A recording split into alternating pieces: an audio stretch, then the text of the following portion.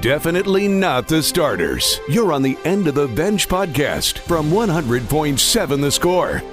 I'm Mike Hebert, owner of Cantex Roofing and Construction. Every day is game day, and we'll get it right when it comes to your roofing, construction, windows, and mirrors. Call Cantex Roofing and Construction today. Together, we are one serving you. Welcome in, 100.7 The Score. It is the End of the Bench. Rob Breaux, Craig Wells, Lucas White in the building today.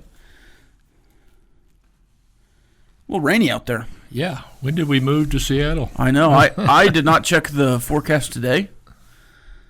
And I usually park right in front of my door at the apartment complex, like literally. Yep. Maybe I could take a couple more feet and hit my door. It's just right there, right in front. But I was getting my mail when I got home, so I was like, I'll just park by the mailbox and get a little steps in. And then this morning it was pouring rain. It's like, oh, dadgummit. Anyways, a little wet, but no issues. It is the 3rd of July, which means tomorrow we'll get hot dogs and apple pie and Chevrolets and fireworks and all that stuff. Do you watch the hot dog eating contest? Is that something you tune into every year? To say I tune into it would be an exaggeration. Okay.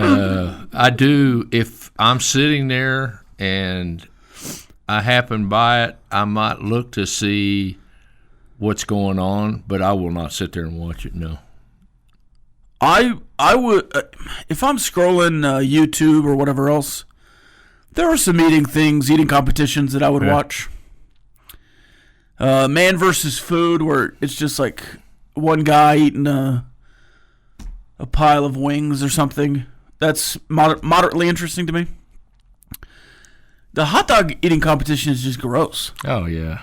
It's just gross. It ought to be the hot dog stuffing contest. Yeah, I mean, they're taking apart all the dogs and just that sopping bread. Yeah. Just...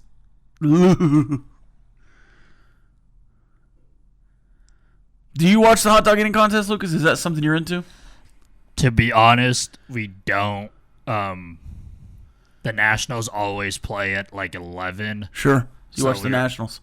As a DC home-based family, we watch the Nationals whenever they play their 11 o'clock game, which is before the hot dog eating contest. So we don't watch the hot dog eating contest at our house.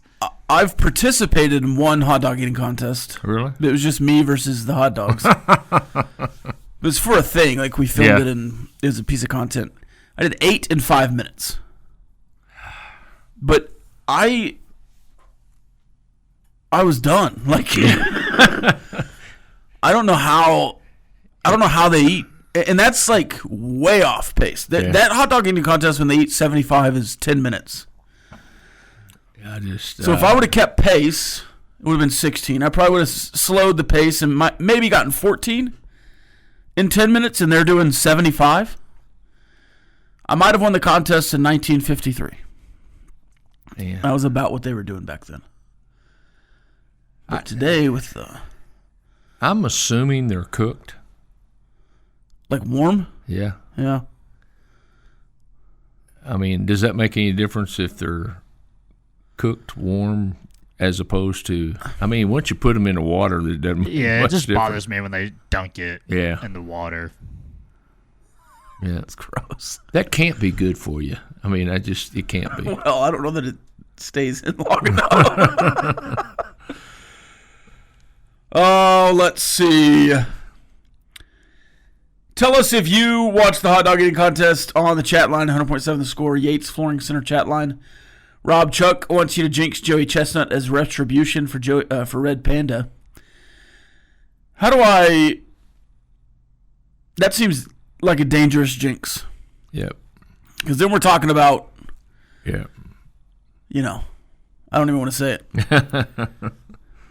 Maybe he'll just be slow tomorrow. Yep. Bullfighters is 8 in 5 minutes. That's weak. Well, that's not too weak. To be fair, everyone on here is always like, "Oh, I don't think I could get the 9 dogs in 9 innings," and I did 8 in 5 minutes. But Beyond that, I only brought 8 because I didn't think You consumed what you had in front of you. I didn't think there would be more, but it was right on the dot because I was going to go 10 minutes. Yeah. But it was right on the date, right on the dot, 5 minutes, and then we just were like, oh well, it's over. So you I don't have any more. You think you could do 1 per inning in a baseball game? I've done that before. Have you? At home, At home? just with like a group of guys. Yeah.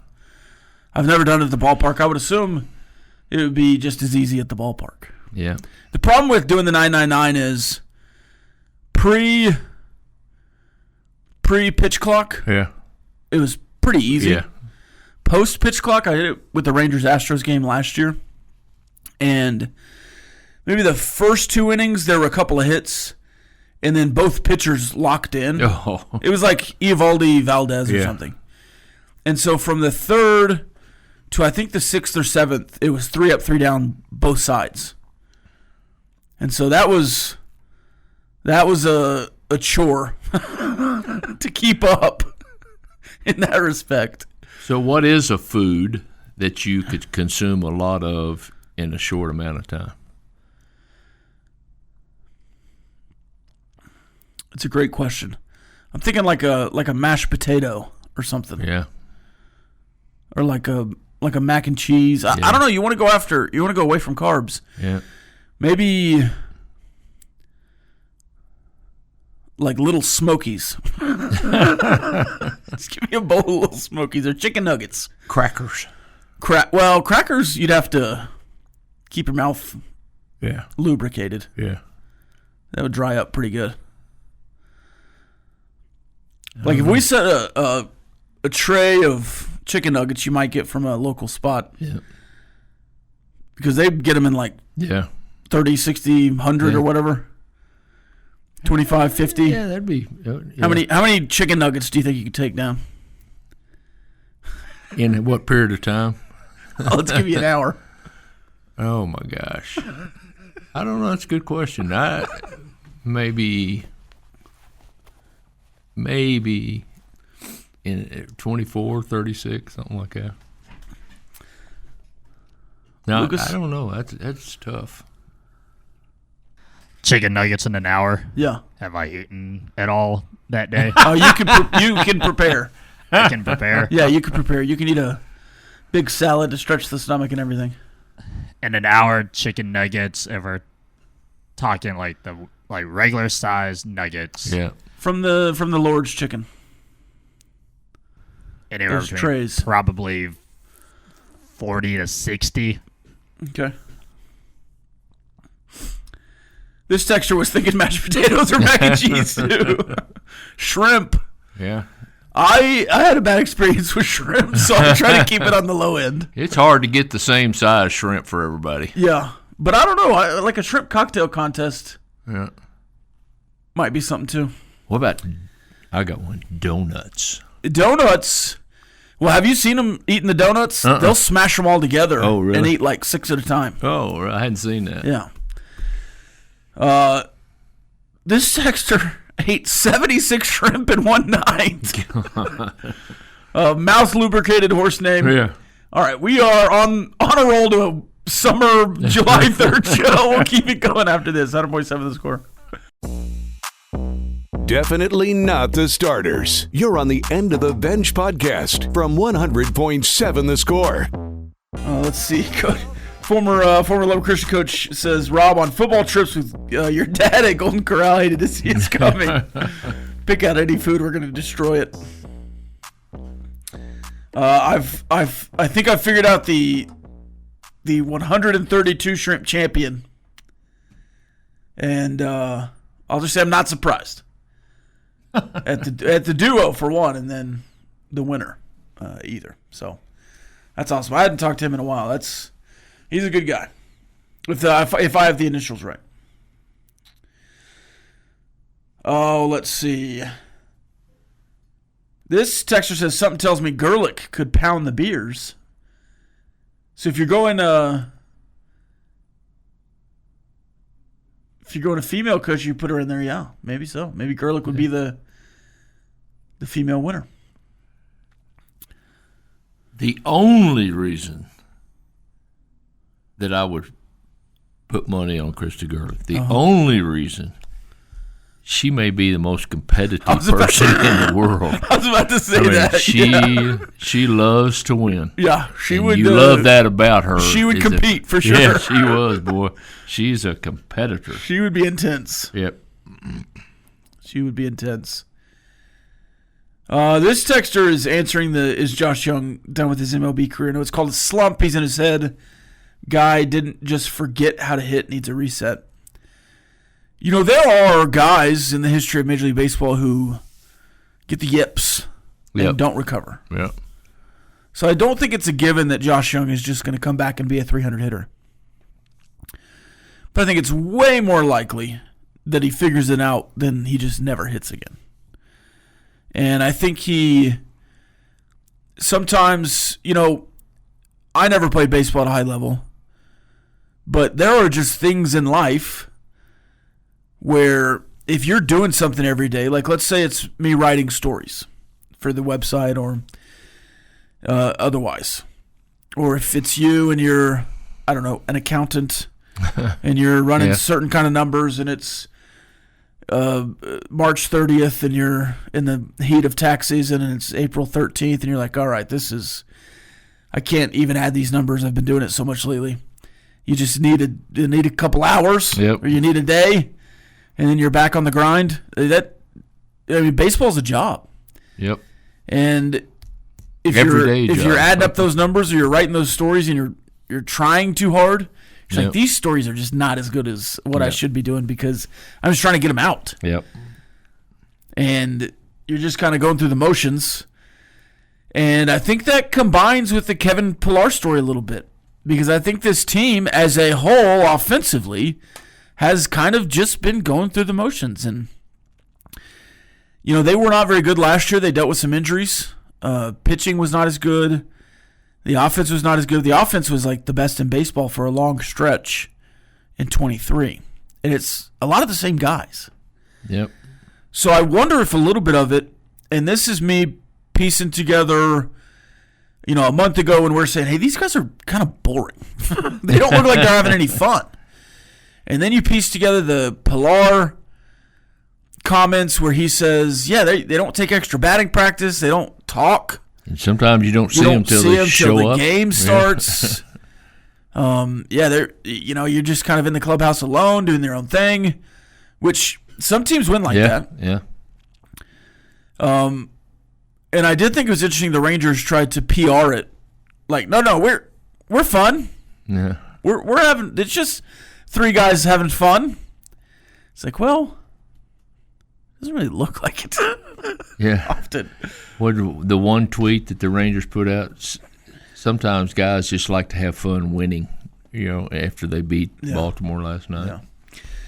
All right, let's hit the calendar. Let's hit the calendar real quick, Lucas. Your daily look at what's happening in the world of sports, birthdays, and holidays. Let's check the calendar.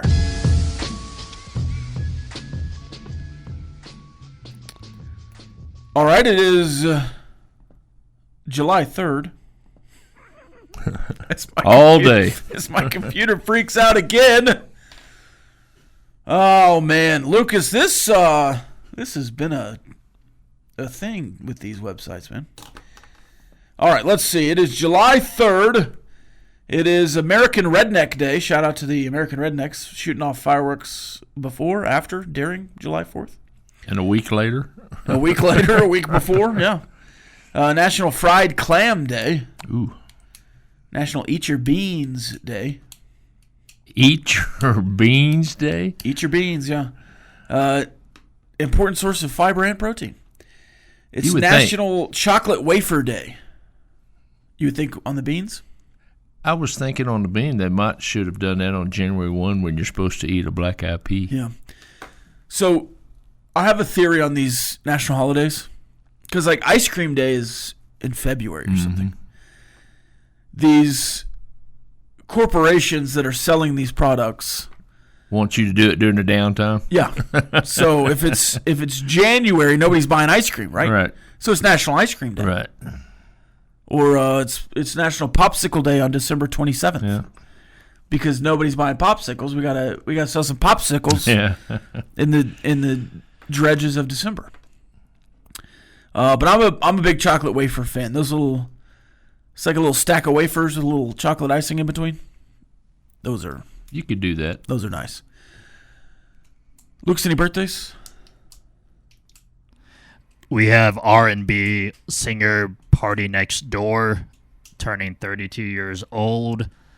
Not really, don't know much about him, but he's featured in a couple songs that I like. That's his name, Party Next Door? Party Next Door. Okay. Yeah.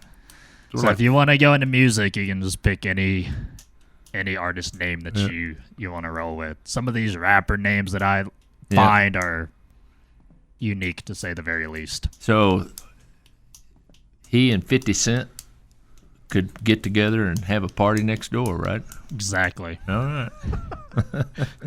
We have actor Patrick Wilson turning 52. He's in the Conjuring movies, Insidious movies. He's in a lot of stuff. I don't know why I recognize his face when you say his name, but when you see his face, you'd be like, oh, okay.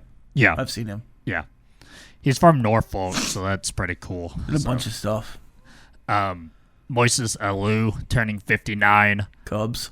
Mets. Sure. Montel Williams, 69. He's in obviously a lot of TV commercials and stuff like that. The Montel Williams Show. Yep. And then, wouldn't say his name, but he is a former Mississippi State Bulldog, so I will. Chris Jones, turning 31 years old. Go Chiefs. Go Bulldogs. Jordan Reed, 35, former Redskins tight end. TJ Hawkinson, 28, obviously the Lions tight end. And then I guess the most popular name on the list for today, Tom Cruise, turning 63. Tom Cruise. Still doing his own stunts. All right. So Tom we'll have Cruise. Mission Impossible movies all day today, marathon. Yeah. All right. I want everybody to give me your favorite Tom Cruise movies. And it's funny, he was born on the 4th of July. Yeah. But he was born on the 3rd of July. Tom Cruise is one of my favorite actors. Tom Cruise, we'll do some sports history moments when we come back. Okay. Not many. Tom Cruise is one of those guys who, in his career, huge action star, then he goes crazy at Oprah, and he's like kind of a pariah for a while, and now he's getting career achievement awards for being the savior of the movies. Yeah. Because of what he did during the pandemic. Crazy. He's really on a comeback. More of this, 100.7 The Score. It's the end of the bench. Playing time is not required. This is the End of the Bench podcast from 100.7 The Score. Welcome back, 100.7 The Score.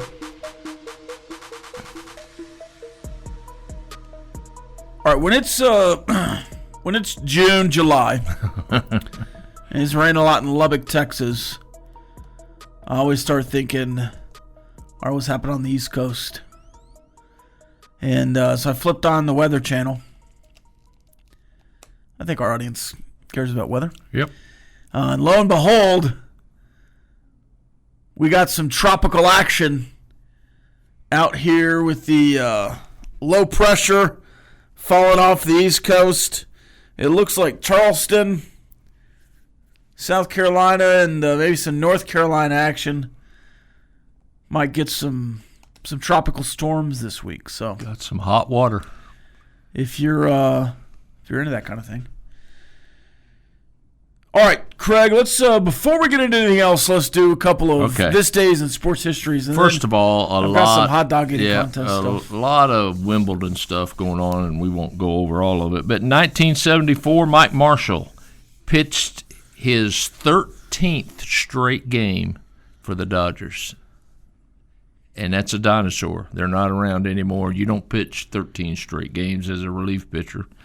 In 1983, the Rangers set a major league record at the time by scoring 12 runs in one inning as they beat Oakland in 15 innings, 16-4.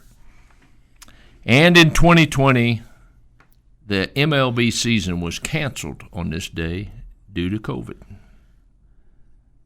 And then former Red Raider A.J. Ramos got his 13th save on a one-hit in the ninth inning, 2-1 over the Cubs. So A.J. Ramos doing a good job as a reliever for the Marlins.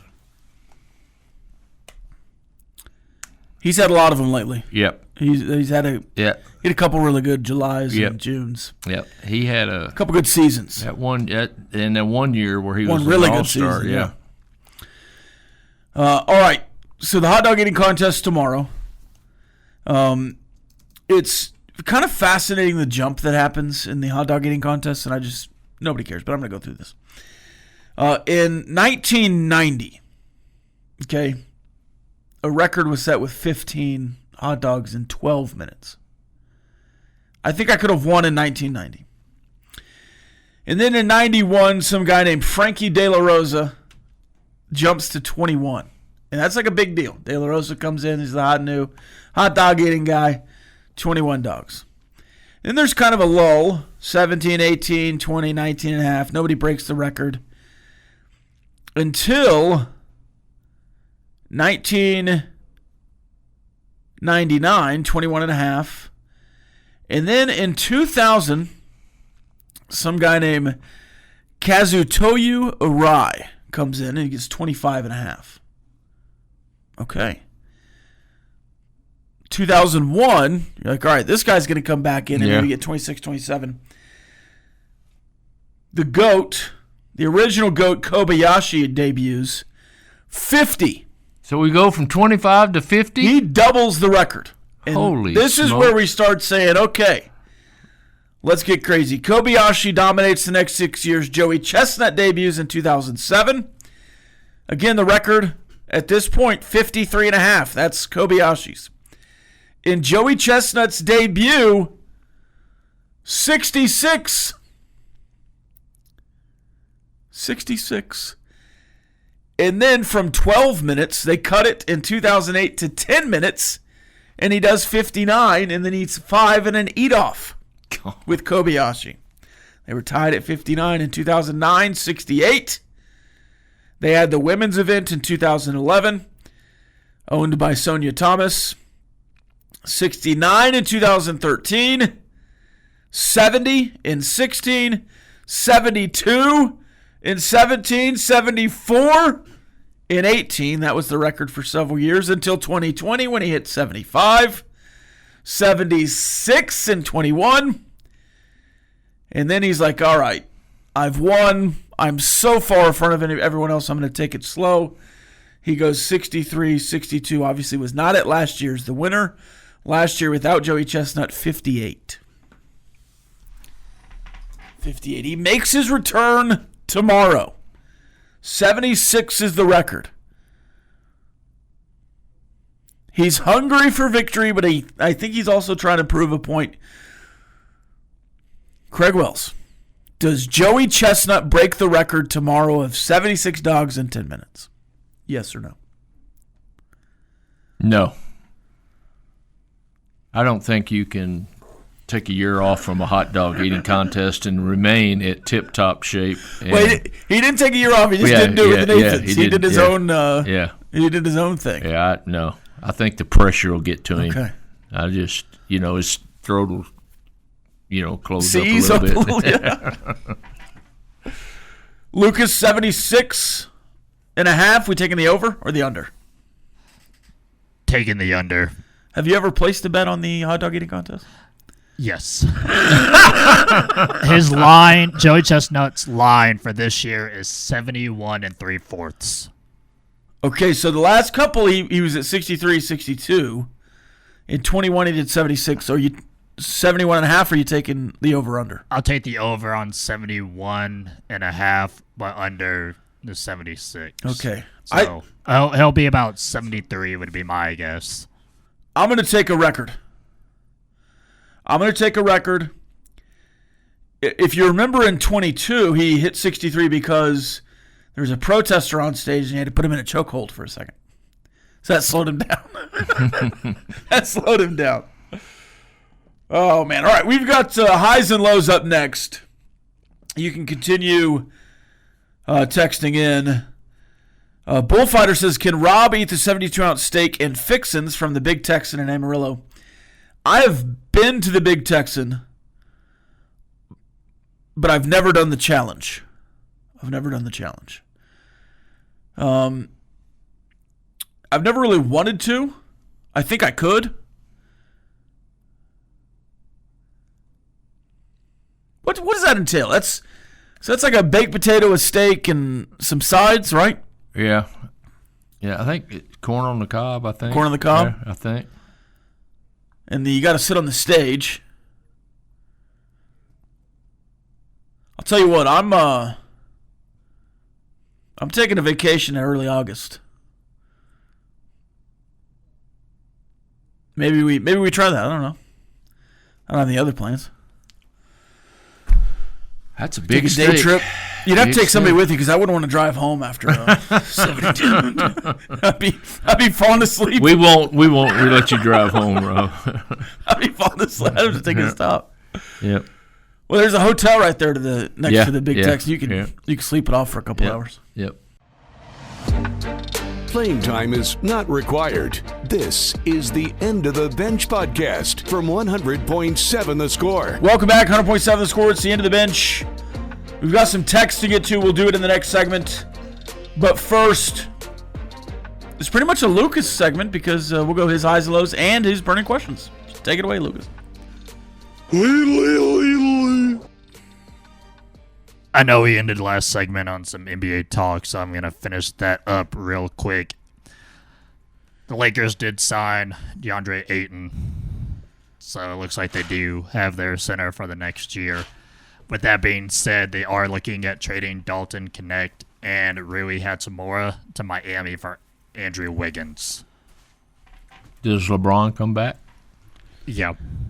That would be my assumption on that, at least. Probably right. So there's that. And then a high. Who do you think you are? I am! Like Rob said, there is one Oriole as a starter. That's Ryan O'Hearn as the DH.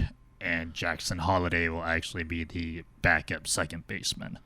So I know Jackson had a slow start last year. He's definitely picked it up. So I'm glad that he's getting a chance to be a reserve for the All-Star.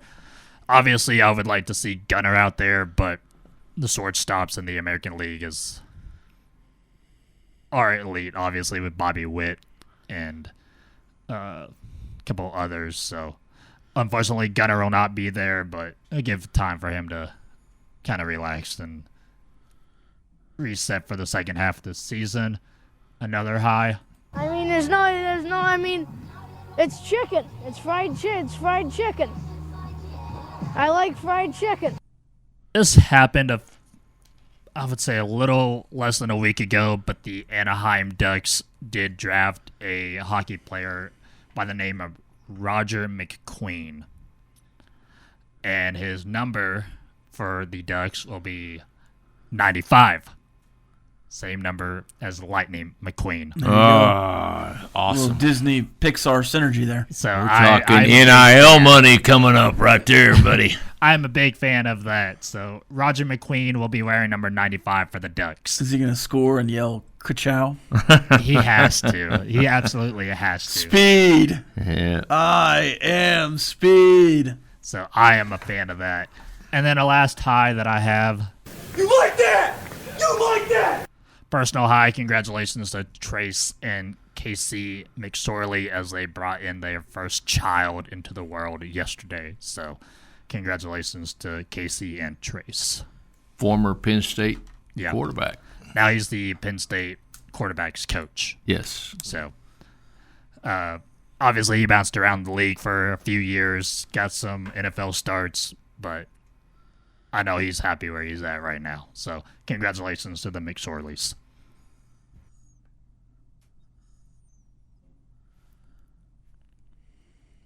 2 minutes of non-stop in-your-face inquiries with no end in sight. It's time for Burning Questions. In case you didn't know, the 4th of July is tomorrow. But my first question is, what is a good backyard game that can get the entire family involved that is fun to play on the 4th of July? All right. I'm going to take you to Norway or Switzerland or something. Maybe it's Finnish. It's a game called Cube. You ever heard of this? No.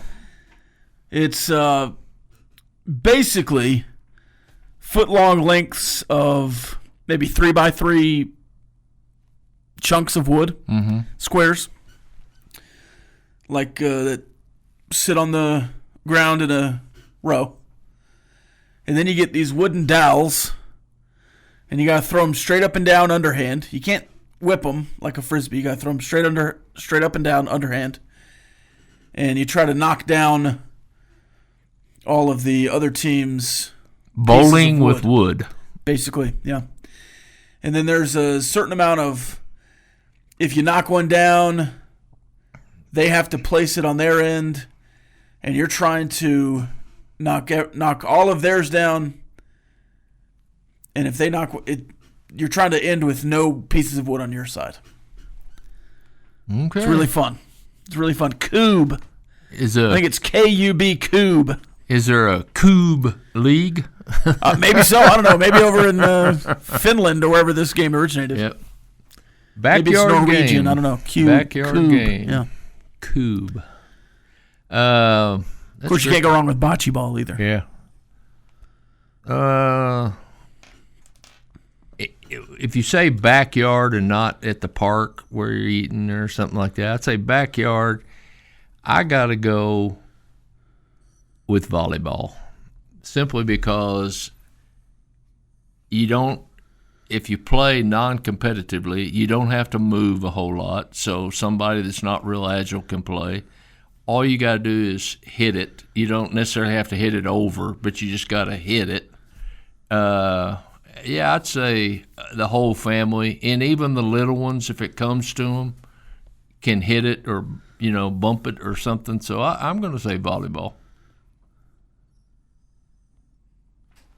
Wiffle ball came to my mind. Oh, yeah. Oh, yeah. But what are we calling the old league or rules where you don't really run the bases? It's just, we should call it Indian rules. Is there a new name for that? But if you hit it a certain distance, it's a single. Right. Hit it over the second base, it's a double. Hit it to the fence, it's a triple, and then you got ghost runners and there's always a tree.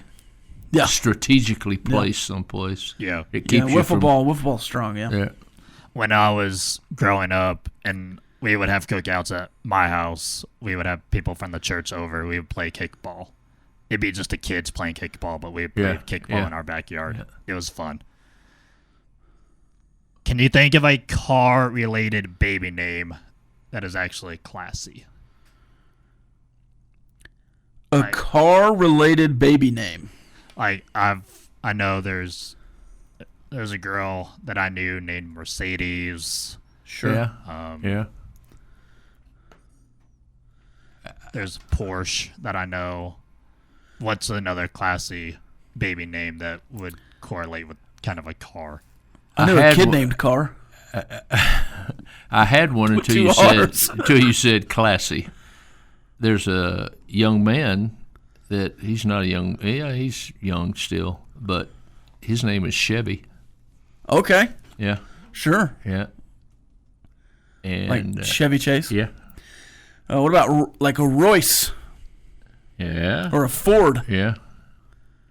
Yeah. Because those aren't. I mean, Ford is. You'd be like, oh, he's a truck, but Royce is far enough away from a car that you might. Yeah. Bentley. There's a. Yeah, Bentley. Yeah. I one of my buddies' name is his kid's name is Bentley. Yeah. That sounds like it's got to have the third or fourth after it. Yeah. Bentley Smith the third. Yeah. There's a lot of Coopers out there. Yeah. Yeah. Is it a tire brand or a Mini Cooper? Mini Cooper. What about a car part? Like an axle. Ooh. It's car related. Axle's classy.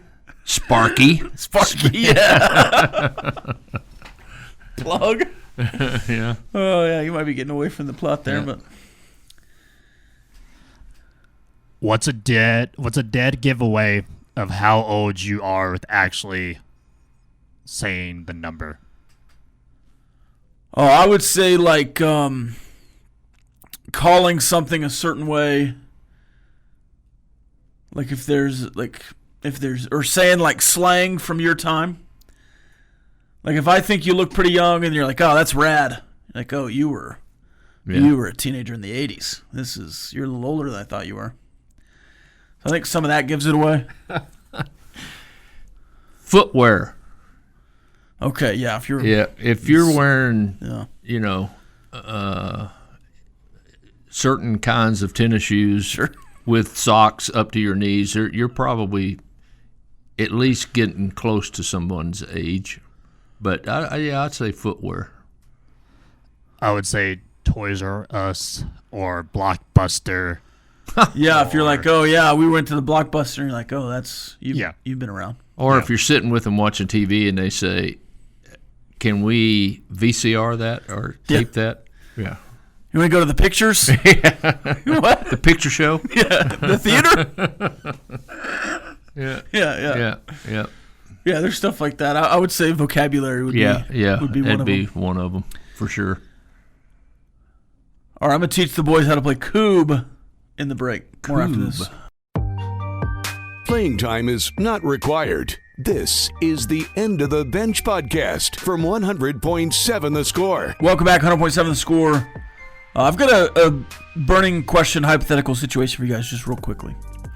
I got another phone call during the break. I don't know what it is, but for a while I was getting just inundated with, hey, car warranties, you owe back taxes, all these kind of scam voicemails. Yeah. And then I got, over the last 2 weeks, 3 voicemails from this woman named Annie from a company called Smith Electric in Mobile, Alabama. I was like, that seems really specific to be, because she's trying to collect on a $200 bill or something. So I called her back yesterday, and I was like, hey, you keep calling me. I think you have just the wrong number. And she's like, well, who was I trying to contact? I was like, Annie, I don't know. I was like, I don't know, Annie. Annie, you got a problem because I can't help you. But you seem like a legitimate business, so I was just giving you a heads up. And she's like, well, hold on. And I was like, okay. So I hold on with her, and she's like, I think I figured it out. I was like, all right, Annie, just giving you a heads up. So I guess my question was, would you have called or just let her keep giving voicemails? Would you have just ignored them? I probably would have called, Yeah. simply because just what you said, it's too specific. Right. Yeah. I mean, it's like, I don't know, it's just, I would have probably called. Yeah. Yeah, if they're giving me a real business name and it sounds like a real person from Mobile. She was a nice old lady, but I've kind of figured out one way to have some of them, not all of them. It doesn't work for everybody. Quit calling you. When they call, answer it, but don't say anything, because it's triggered by your voice. Oh. And if you don't say anything, then they eventually hang up, and your number is taken off the list. That's a dead number. We're not calling them. Yeah. All right. All right, I think Lucas has something for us real quick. So it's time for a pop quiz. Uh-oh. Pop quiz. Pop quiz, hot shot. Okay, so we didn't talk about this, but Clayton Kershaw got his 3,000th career strikeout last night. Okay. Can you name the other 3 left-handed pitchers that have 3,000 or more strikeouts? I'm so bad at remembering who's a lefty or not. Sandy Koufax would be one of mine. His former Dodger. Nope. Golly. Are Verlander or Scherzer either left-handed? No. Yeah, I didn't think so. Nolan Ryan was not left-handed. No. I'm left-handed. Okay, this music video is getting kind of crazy over here. I'm so bad at remembering left-handed and right-handed. Okay, Randy Johnson. That's one. Just two more. Golly. Left-handers. Was Pedro Martinez left-handed? No, he was not. No. Are they Kurt modern? Schilling? Was Kurt Schilling left-handed? No. All Are right. they modern day? One is modern, one is older. Okay. Modern active or No. recently retired? Yeah. Pettit? Right-handed? Okay, all right.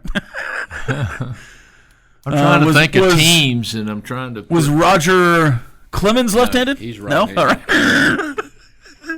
All right. It's hard. I've got a bunch of righties on deck. Left-handed pitchers. Who was the Yankees guy?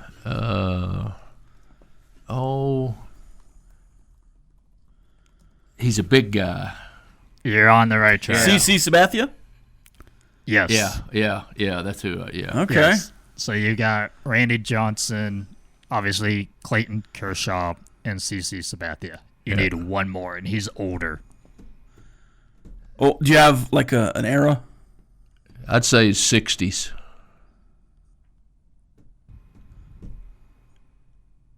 Pitched for an NL East team. NL East. Philadelphia. Was he a Brave? He's No. Philadelphia. Yes. All right, Steve so Carlton. That is correct. Nice. Yeah. Oh, hey, Yes. we had Steve Carlton on Tuesday Yeah. for a trivia question. Yeah. So the only lefties in MLB history with 3,000 or more strikeouts: Steve Carlton, CC Sabathia, Randy Johnson, and Clayton Kershaw. Can you imagine what Clayton Kershaw would be without injury? That's just he's phenomenal. Yeah.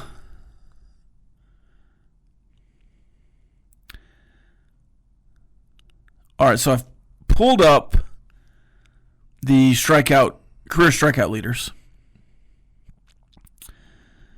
Verlander and Scherzer, the active leaders, at 34.71 and 34.19, respectively. Verlander leads. He's 10th all time. Right. He needs about 100 strikeouts to get to 7th all time. So you could probably do. Scherzer as well. Probably about 160 to get there. Yeah, they'll get there. Clayton Kershaw, 3,000 dead even. But he's 5 years younger than Verlander. Golly. I don't foresee Clayton Kershaw playing much more. That's 3,000 strikeouts in 2,787 innings. 2,787. Scherzer is at 34.19 and 28.91. That's pretty good. That's pretty good. That's pretty good. That is pretty good. That is pretty good. That is incredible. Zach Greinke was just shy of 3,000. He retired recently. Don Drysdale on that list? I don't see. He and Koufax together were about as good a tandem as probably Smoltz and Maddox. He's 42nd with 24.86. Okay. How many did Koufax have? He's a left-hander. Let's see.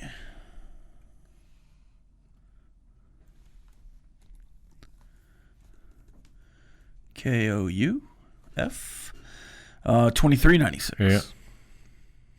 You got to feel like that because of what they did and how good their teams were at that time, that Maddox and Smoltz were probably as good a tandem as there was in pitching, with Maddox being a little better than Smoltz, a lot better. But Yeah. I mean those Glavine, two, too. yeah, and Glavine, All three. yeah, all three of them. That's right. One of them had to have been a lefty. Smoltz, wasn't he a lefty? Glavine was. Oh, okay. Yeah. I will continue on. About 50 minutes remain, then we'll go to the bottom line, who will have you for about an hour and a half today with the Astros-Rockies pregame, 1:40 airtime. First pitch, 2:05-ish. The Yankees and Mets on the score tomorrow at 1:30. Rangers, Padres, Double T 97.3, 5:30 tomorrow on the Astros, Dodgers. And the nightcap tomorrow evening on 100.7 The Score. We'll continue on after this. 100.7 The Score. It's the end of the bench. Definitely not the starters. You're on the End of the Bench podcast from 100.7 The Score. Welcome back, 100.7 The Score. It's the end of the bench. Wrapping up the chat line. Is Mark Andrews still with the Ravens? Yes, I believe so.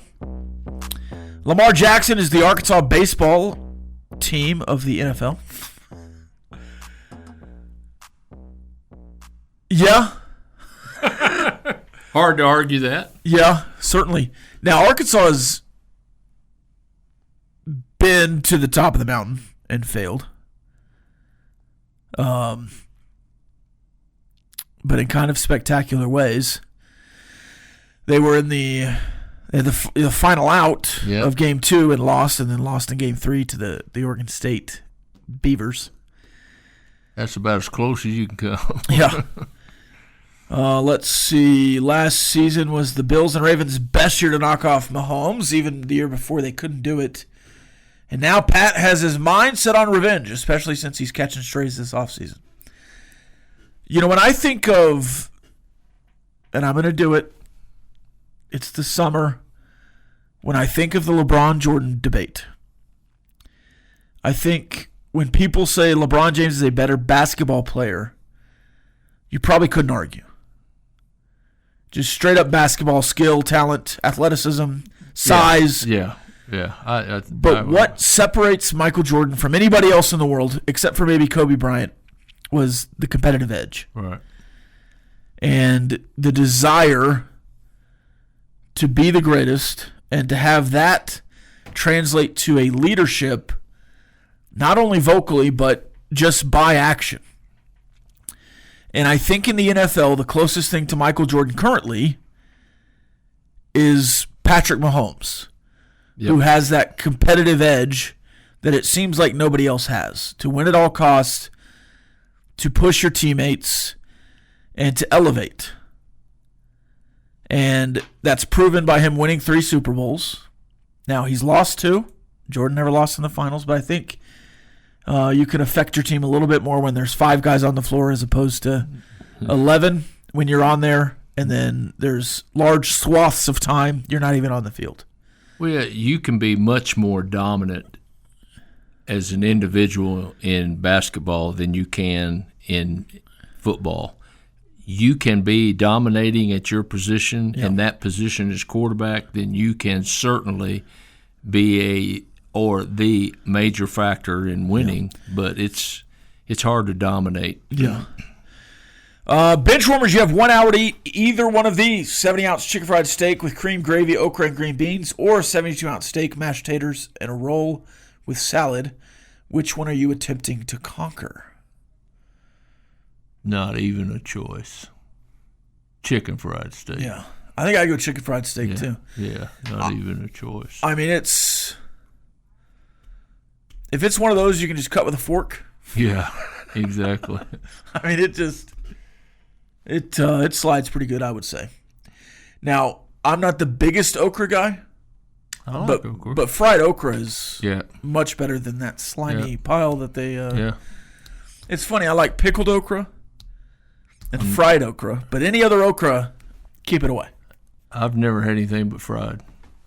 If you're putting okra in your gumbo, also, I don't care if it's traditional or not, it's wrong. Yeah. I've seen it like that. It's what's regional.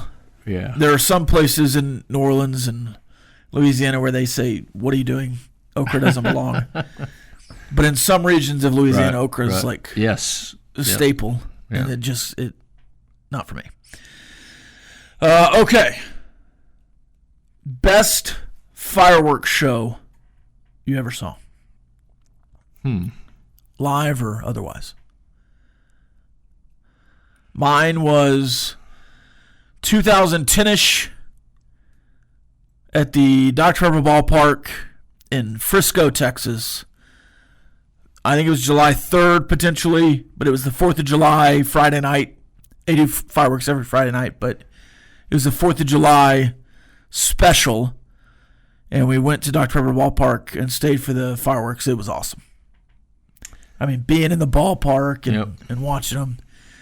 I've seen some good Rangers at the old ballpark with the roof open, too. But San Diego, went to a Padres game that afternoon, late evening. Went back to the hotel, and on the rooftop of the hotel they have an outdoor, which you can do in San Diego 11 and a half months out of the year, but they have an outdoor area, and we went up there and watched it on the bay, San Diego Bay, on boats going by and everything. It was pretty cool. That is. Yeah, that's pretty cool. That is awesome. Lucas, best fireworks show? I wouldn't pin it down to just one, but back home in Virginia, each town had their own fireworks show, and it was just amazing to see how each town could just put on a 30 to 45-minute show. Just amazing. And it wasn't all on the 4th, which was cool, because you could go to one town on the 3rd, watch their show, go to another town on the 4th and watch their show, and then another town on the 5th and watch their show. So you could have 3 or 4 days in a row. You can just go to a different show and just kind of enjoy the moment. I believe in Dallas, is it Allen? That's 1st to the 4th, and they do it on July 1st. Somebody down there. My wife's got a bucket list July 4th event, and that is to go see the Boston Pops and that'd be cool. 4th of July together. That'd be cool. Yeah, I like catching those on TV. Yeah. I think a few years ago they were in probably Philadelphia. Yeah, I think you're right. It was like could have been I don't know. I don't know when that was. I think you're right, though. Oh, let's see. Independence Day at Stone Mountain, Georgia is incredible. That's from Sooner and Lubbock.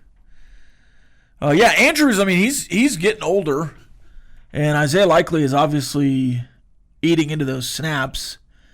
I would not be surprised or shocked to see Isaiah Likely be the lead tight end catches and receiving yards wise for the Ravens, but I would be a little bit surprised to have him take over fully. But they have 2 good tight ends.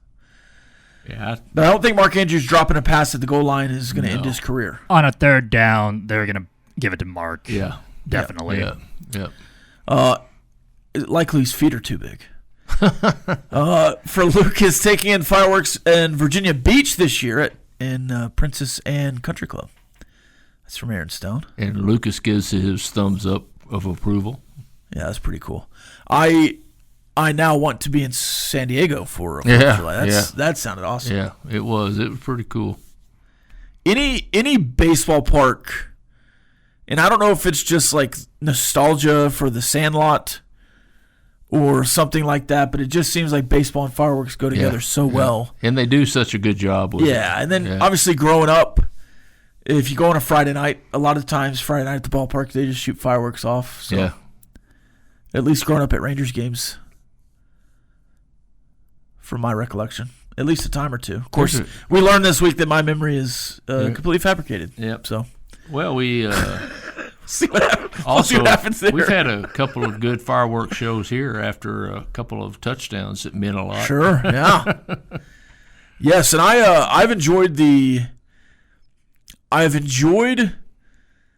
red lights and all that during the night games.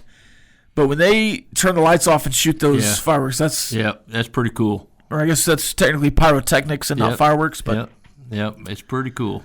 It's pretty good. The best pyrotechnics are perfectly timed pyrotechnics at Home of the Free, Land of the Brave, Land of the Free, Home of the Brave, and jets. Yeah. Jets over top. Yeah. Pyrotechnics. Yeah. Cymbals crash. When you get that timed up perfectly. Yep. And whoever, I guess I'm talking to Gio potentially. Yeah. We got to get some flyovers back at the Jones. Oh, I think we were flyoverless.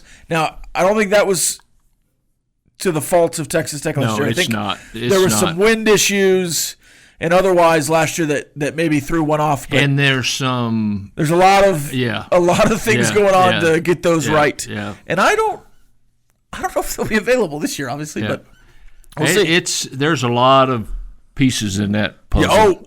I'm sure there's. One thing I hope they can get the loudest jet flyover we have ever had. Yes. I mean, we got to get that guy Those back. big old jumbos that were flying. It looked like they were going to graze the Jones. I mean, we got to get that back. You remember the paratroopers with the big old flag? Yeah. Those were awesome, too. Yeah, the Army Golden Knights or something like that. That was awesome. Yeah.